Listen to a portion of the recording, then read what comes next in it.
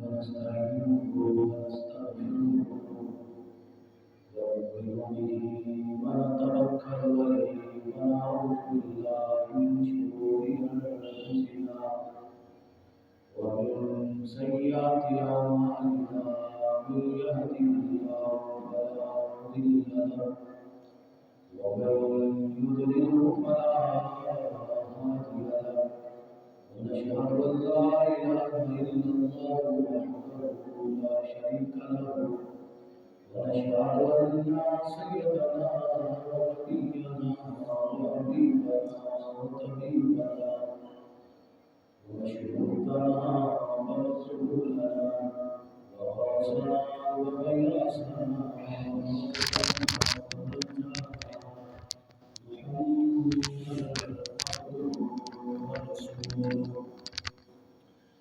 أما بعد فأعوذ بالله من الشيطان الرجيم بسم الله الرحمن الرحيم محمد رسول الله والذين معه أشداء على الكفار رحماء بينهم آمنت بالله صدق الله العظيم وصدق رسوله النبي الكريم الأمين إن الله وملائكته يصلون على النبي يا أيها الذين آمنوا صلوا عليه وسلموا تسليما اللهم صل على سيدنا ومولانا محمد النبي الأمي وعلى آله وصحبه وبارك وسلم صدیق اقص حسن کمال محمد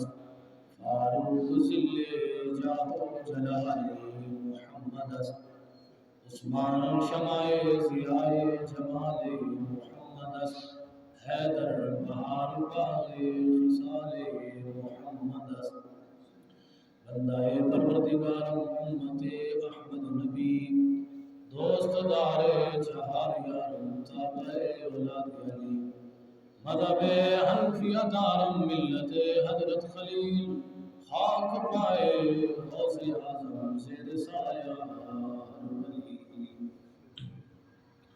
اللہ جل جلالہ وامن وارث واعظم شانہ واتم برہان کی حمد و ثنا اور حضور نبی کریم علیہ الصلوۃ والسلام کے درباری دربار کے اندر ادگے درود و سلام عرض کرنے کے بعد میرے نہایت معزز الاحترام بزرگ نوجوان السلام علیکم ورحمۃ اللہ وبرکاتہ۔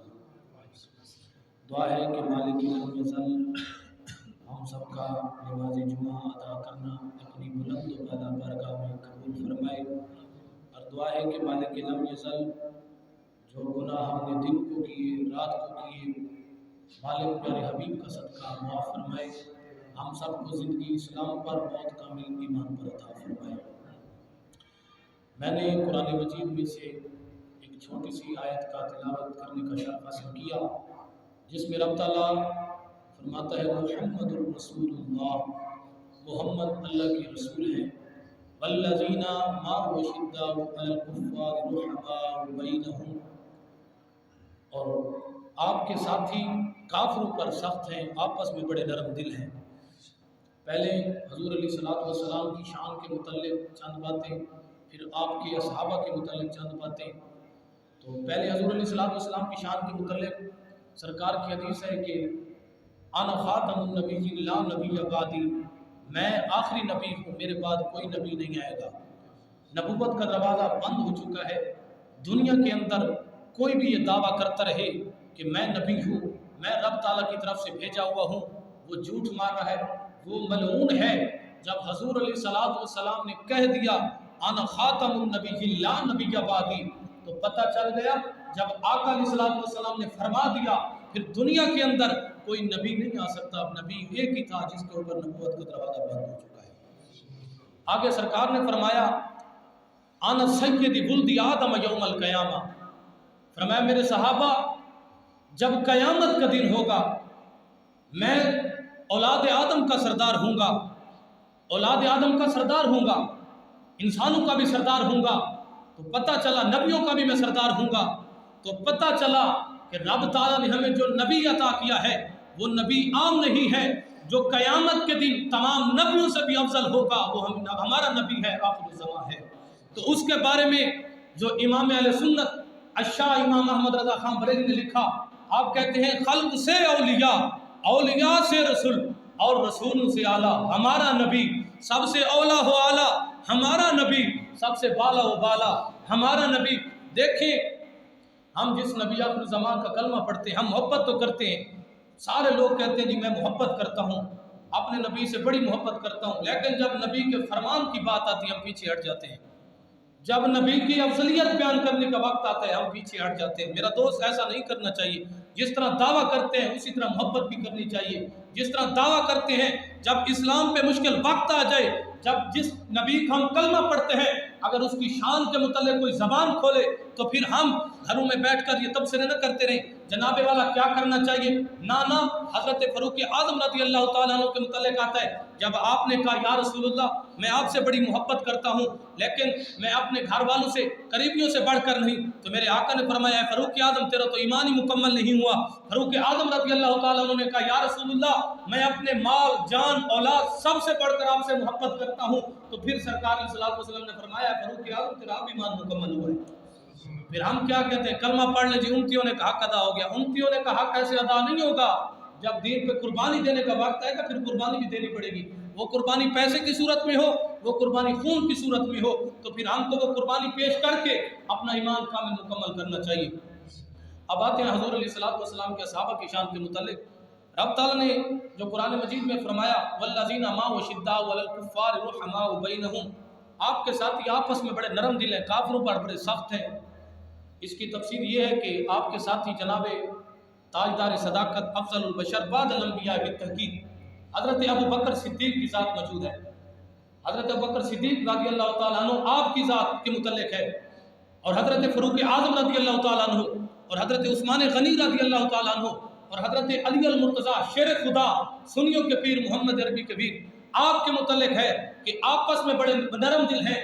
حضرت امام حسن، حضرت امام حسین اور حضرت امام غازی عباس آپ کے متعلق ہے کہ آپس میں بڑے نرم دل ہیں، لیکن جب اسلام پہ کڑا وقت آتا ہے بہت سخت نظر آتے ہیں۔ کچھ لوگ اس کا غلط مفہوم لے جاتے ہیں کہ آپس میں اختلاف تھا، نہ صحابہ کا آپس میں بڑا نرم دل محبت تھی، جب اسلام پہ مشکل وقت آتا اس وقت کفار کے سامنے ایک جناب والا عظیم ڈھال بن کر سامنے آتے، آپس میں بڑے نرم دل تھے، آپس میں بڑی محبت کرتے تھے۔ اب دیکھیں لوگ کہتے ہیں جی صحابہ کے متعلق، افضلیت کے متعلق، خلافت کے متعلق، یہ لوگوں کے اندر نیٹ کے اوپر ایک سوچا چھوڑا گیا ہے کہ افضل پہلے ایک اور صحابی ہیں، پھر جناب والا اور ہے، پھر اور ہے۔ میں آپ کے سامنے حدیث مبارکہ کی روشنی کے اندر بات رکھ دوں۔ دیکھیں ہمارے علماء نے اس کے متعلق بہت ساری تفسیر لکھی، ہمارے علماء کے اوپر فور شیڈول بھی لگائے گئے، آپ نے یہ بات کیوں کی، ہمارے علماء پہ ظلم بھی کیے گئے، آپ نے یہ بات کیوں کی، لیکن ہمارے علماء اپنا جو بیان کیا اس پہ ثابت کھڑے رہے۔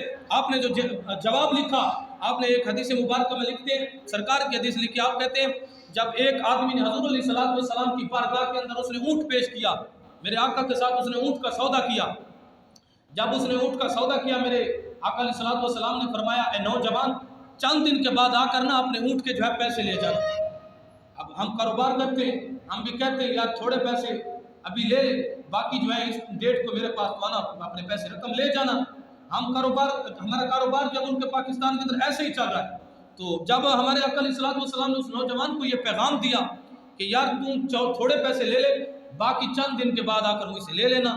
اب وہ آدمی اٹھا، میرے آقا کی بارگاہ سے جو فیصلہ طے ہو چکا تھا، اٹھا گلی کے اندر آیا، گلی کے اندر اشجع الاشجعین مولا کائنات شیر خدا سنیوں کے پیر محمد عربی کے پیر جناب علی المرتضیٰ شیر خدا موجود تھے۔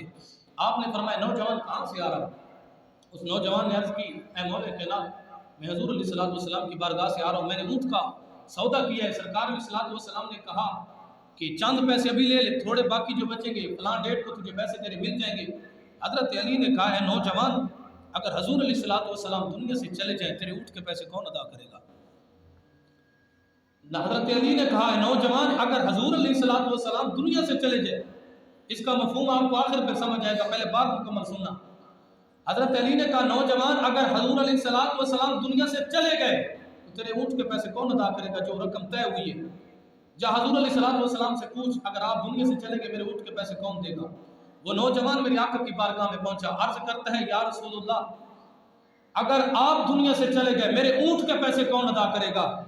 میری آقا نے فرمایا نوجوان تجھے پریشان ہونے کی ضرورت نہیں، اگر میں دنیا سے چلا گیا میرے بعد تیرے اونٹ کے پیسے افضل البشر بعد الانبیاء بالتحقیق جناب ابی بکر صدیق حضرت ابو بکر کی ذات تجھے پیسے ادا کر دے گی۔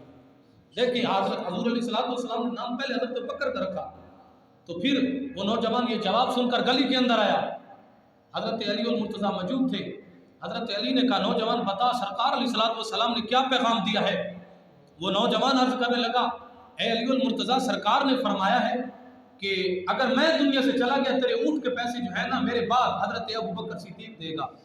حضرت علی نے کہا نوجوان اگر حضور علیہ السلام کے بعد حضرت ابو بکر نے جو تیرے پیسے دینے اگر حضرت ابو بکر بھی دنیا سے چلے گئے تو پھر تیرے اونٹ کے پیسے کون ادا کرے گا؟ جا سرکار علیہ السلام کی بارگاہ سے پوچھ۔ وہ نوجوان پلٹا پیچھے پھر میرے آقا کی بارگاہ میں آیا، عرض کرتا ہے یا رسول اللہ اگر صدیق اکبر بھی دنیا سے چلے گئے تو میرے اونٹ کے پیسے کون ادا کرے گا؟ میرے آقا علیہ السلام نے فرمایا نوجوان تجھے پریشان ہونے کی ضرورت نہیں، اگر میرا صدیق بھی دنیا سے چلا گیا شاہکار عدالت جناب حضرت فاروق اعظم رضی اللہ تعالیٰ عنہ کی ذات تجھے میرے پیسے ادا کرے گی۔ تو نے صرف کہنا ہے اے فاروق اعظم میں نے حضور علیہ السلام کے ساتھ اونٹ کا سودا کیا، میری چاند رقم اس ڈیٹ کو طے ہے۔ تو حضور علیہ السلام نے فرمایا تو فاروق اعظم سے لے لینا، تو میں اب آپ سے پیسے لینے کے لیے سرکار نے فرمایا فاروق اعظم ادا کر دے گا۔ وہ یہ جواب لے کر جب گلی کے اندر آیا تو حضرت علی المرتضیٰ موجود تھے، حضرت علی نے پوچھا ہے نوجوان بتا سرکار نے کیا فرمایا ہے؟ تو وہ نوجوان کہنے لگا اے علی المرتضیٰ حضور علیہ السلام نے فرمایا ہے اگر حضرت فاروق اعظم نے اب میں چلا صدیق اکبر چلے گئے تو فاروق اعظم کی ذات پیسے ادا کرے گی۔ تو حضرت علی نے کہا نوجوان اگر حضرت فاروق اعظم بھی دنیا سے چلے گئے تیرے اونٹ کے پیسے رہتے ہوں تو کون ادا کرے گا؟ جا سرکار علیہ السلام سے پوچھ۔ وہ نوجوان پھر میرے آقا کی بارگاہ میں پیش ہوا، عرض کرتا ہے یا رسول اللہ اگر فاروق اعظم بھی دنیا سے چلے گئے تو میرے اونٹ کے پیسے کون ادا کرے گا؟ تو میرے آقا نے فرمایا پریشان ہونے کی ضرورت نہیں ہے، میرا عثمان غنی تجھے پیسے ادا کر دے گا۔ وہ یہ جواب لے کر گلی کے اندر آیا، حضرت علی المرتضیٰ موجود تھے، حضرت علی نے پوچھا نوجوان بتا حضور علیہ السلام نے کیا فرمایا ہے؟ تو آقا علیہ السلام وہ کہنے لگا حضور نے فرمایا ہے کہ اگر فاروق اعظم بھی دنیا سے چلے گئے تو میرا عثمان تجھے پیسے ادا کر دے گا۔ حضرت علی نے کہا نوجوان جا حضور علیہ السلام سے پوچھ اگر حضرت عثمان بھی دنیا سے چلے گئے میرے اونٹ کے پیسے کون ادا کرے گا؟ سننا اب بات جو ہے مکمل ہونے والی ہے۔ تو وہ آدمی پھر میرے آقا کی بارگاہ میں پہنچا، عرض کرتا ہے یا رسول اللہ اگر عثمان غنی بھی دنیا سے چلے گئے میرے اونٹ کے پیسے کون ادا کرے گا؟ اب دنیا دار کی بارگاہ ہوتی، دنیا دار کا دربار ہوتا، وہ کہتا تجھے کیا ہے، کبھی آتا ہے کبھی جاتا ہے، ایک بار پوچھ جو پوچھنا ہے پوچھ، بار بار کیوں آتا ہے؟ لیکن یہ دربار عام نہیں تھا، یہ وہ دربار ہے جس سے سب منگتے خیرات پاتے ہیں۔ تو میرے آقا نے فرمایا ہے نوجوان تجھے پریشان ہونے کی ضرورت نہیں، اگر حضرت عثمان غنی بھی دنیا سے چلے گئے جو تجھے میری طرف بار بار بھیج رہا ہے وہ علی المرتضیٰ ادا کر دے گا۔ دیکھیں میرے آقا کو یہ بھی پتا تھا بھیجنے والی کون سی ذات ہے۔ تو حضرت علی المرتضیٰ یہ صرف تفسیر جو تھی، یہ جناب والا جو ترتیب تھی یہ سننا چاہتے تھے۔ جو خلیفہ بلا فصل ہے وہ حضرت ابو بکر صدیق ہے، آپ کے بعد جو افضلیت ہے خلافت ہے وہ فاروق اعظم کی ہے، پھر عثمان غنی کی ہے، پھر حضرت علی المرتضیٰ شیر خدا کی ہے۔ اسی طرح سرکار علیہ السلام نے یہ ترتیب مکمل کر دی، کہا اگر دنیا کے اندر کوئی فساد ہو جھگڑا ہو ادھر ادھر بھاگنے کی ضرورت نہیں ہے، میرے فرمان کو پڑھ لینا تجھے سب کچھ حاصل ہو جائے گا۔ اب حضور علیہ السلام نے ایک اور جگہ پہ بھی فرمایا حب ابی بکر واجب علی امتی، فرمایا میرے ابو بکر کی محبت جو ہے میری امت پر واجب ہے، میرے ابو بکر کی محبت جو ہے میری امت پر واجب ہے۔ ایک اور مقام پہ ارشاد فرمایا اکرموا صحابی، فرمایا میرے صحابہ کی عزت کرو، میرے صحابہ کا احترام کرو، یہ حضور علیہ السلام فرما رہے ہیں۔ اب دیکھیں ایک نوجوان تھا، حضور علیہ السلام کا دور تھا، اس نے نا ایک آدمی سے قسم اٹھائی کہ قسم میں تیرے ساتھ بولوں گا نہیں، میں تیرے ساتھ بات نہیں کروں گا۔ آج ہم بھی دنیا دار نظام چلتا رہتا ہے، ہم بھی کہہ دیتے ہیں دوست کو یار میں تیرے ساتھ بات نہیں کروں گا۔ اسی نے بھی یہ وعدہ کیا کہ میں یار تیرے ساتھ جتنے تک میری زندگی ہے میں بات نہیں کروں گا، میں تیرے ساتھ جو ہے لین دین بھی نہیں کروں گا، بولوں گا بھی نہیں۔ وہ آدمی جب قسم اٹھا کھڑا چند دن گزرے اس کا دل نرم ہونا شروع ہو گیا، यार ये मैंने क्या कर दिया है। जब उसके करीब से गुजरता और नरम जो दिल था वो और नरम होने लगा। यार मैंने तो कसम उठा ली है, लेकिन अब मैं क्या करूं, मैं इस आदमी के साथ बात करना चाहता हूं। वो हजरत अबू बकर सिद्दीक रज़ियल्लाहु ताला अन्हु की बारगाह में पहुंचा। अर्ज करता है सिद्दीक अकबर, मैंने एक आदमी के साथ जो कसम उठाई है कि मैं तेरे साथ बात नहीं करूंगा, अब चंद दिन गुजरे, मेरा दिल नरम होना शुरू हो गया है, मैं अब बात करूं तो मेरे लिए इस पर क्या कर्ज है, क्या दैन है जो मैं अदा करूं, मैं इससे बात कर सकता हूं। हजरत सिद्दीक अकबर रज़ियल्लाहु ताला अन्हु ने कहा, नौजवान तुझे परेशान होने की ज़रूरत नहीं, तू एक माह इससे बात न कर, जो तेरा दैन है कर्ज है अदा हो जाएगा तो फिर इससे बात कर लेना। वो आदमी जो था हजरत अबू बकर सिद्दीक रज़ियल्लाहु ताला अन्हु की बारगाह से उठा, हजरत फ़ारूक आज़म की बारगाह में पहुंच गया। वो कहता है यार एक माह बड़ी दूर की बात है, कुछ जल्द वाला फैसला मिले। फ़ारूक आज़म रज़ियल्लाहु ताला अन्हु की बारगाह में पहुंचा। अर्ज करता है फ़ारूक आज़म, मैंने फलां आदमी के साथ कसम उठाई है, मैं बोलूँगा नहीं ज़िंदगी के अंदर, तो मैं अब क्या करूँ, मैंने कसम उठाई है, मेरे ऊपर क्या दैन है, क्या कर्ज है, अदा करूँ, मैं उस नौजवान से बात कर सकता हूँ। हजरत फ़ारूक आज़म ने कहा, नौजवान तू से एक घड़ी बात न कर, फिर तू से बात करना, तेरा कर्ज भी अदा हो जाएगा, तू से बात कर सकता है। वो आदमी उठा, हजरत उस्मान गनी की बारगाह में पहुंचा।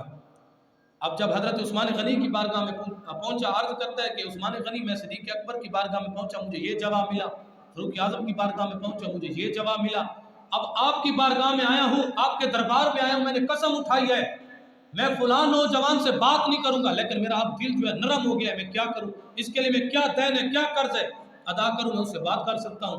हजरत उस्मान गनी ने कहा, है नौजवान तू 6 माह इससे बात न कर, 6 माह इससे बात न कर, तेरा दैन अदा हो जाएगा तो फिर इससे बात कर सकता है। वो आदमी परेशान हुआ। वो आदमी हजरत उस्मान गनी की बारगाह से उठा, फिर जनाब वाला हजरत अली मुर्तज़ा शेर खुदा आपकी बारगाह में पहुंचा। अर्ज करता है कि ऐ मौला कायनात, मैं हजरत सिद्दीक अकबर की बारगाह में पहुंचा हूँ, मैंने अपना मसला सामने रखा कि मैंने फलां बंदे से कसम उठाई है कि मैं बात नहीं करूंगा, मेरा दिल अब नरम हो चुका है, तो मुझे सिद्दीक अकबर ने यह जवाब दिया। मैं फिर फ़ारूक आज़म की बारगाह में पहुंचा, मुझे हजरत फ़ारूक आज़म ने भी ये जवाब दिया। मैं हजरत उस्मान गनी की बारगाह में पहुंचा तो मुझे हजरत उस्मान गनी ने यह जवाब अता किया है। तो आप क्या जवाब इरशाद फरमाते हैं? मौला कायनात ने फरमाया, ए बंदा तू इससे सारी जिंदगी बात न कर, तेरा दैन अदा हो जाएगा, तू इससे सारी जिंदगी बात न कर, तेरा दैन कर्ज जो है अदा हो जाएगा। वो बंदा परेशान हुआ, पड़े हुए तो नबी आखिर ज़मां के हैं, लेकिन सवाल एक है, जवाब मुख्तलिफ है। वो बंदा परेशान हुआ। अब उसने कहा क्या करूँ, हज़ूर अलैहिस्सलातु वस्सलाम उस टाइम हयात थे, मस्जिद नबी के अंदर आप मौजूद थे। वो नौजवान मेरे आका की बारगाह में पहुंचा, अर्ज करता है या रसूलुल्लाह, मैंने फलां बंदे से कसम उठाई है कि मैं बात नहीं करूंगा, तो मैंने जनाब वाला मेरा दिल जो है नरम हुआ, मैं सिद्दीक अकबर की बारगाह में पहुंचा, मुझे ये जवाब मिला। फ़ारूक आज़म की बारगाह में पहुंचा, मुझे ये जवाब मिला। मैं उस्मान गनी की बारगाह में पहुंचा, मुझे ये जवाब मिला। मैं जनाब अली मुर्तज़ा की बारगाह में पहुंचा, मुझे ये जवाब मिला। अब मैं क्या करूं? सरकार ने फरमाया, ऐ बंदा तुझे परेशान होने की ज़रूरत नहीं, जब मेरे आका अलैहिस्सलातु वस्सलाम ये फरमा रहे हैं कि असहाबी कन नजूम, ऐ बंदा मेरे सहाबा सितारों की मानद है, अगर तू एक के पीछे चलता कामयाबी पा जाता।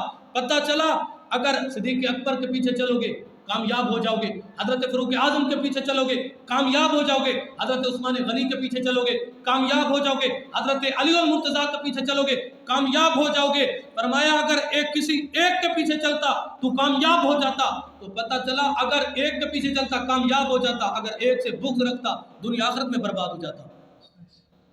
असहाबा के साथ मोहब्बत, किसी के साथ बुग़्ज़ नहीं करना। हज़रत अबू बकर के साथ भी मोहब्बत करनी है, हज़रत फ़ारूक आज़म के साथ भी मोहब्बत करनी है, हज़रत उस्मान के साथ भी मोहब्बत करनी है, अली और मुर्तज़ा के साथ भी मोहब्बत करनी है, इमाम हसन इमाम हुसैन के साथ भी हमें मोहब्बत करनी है।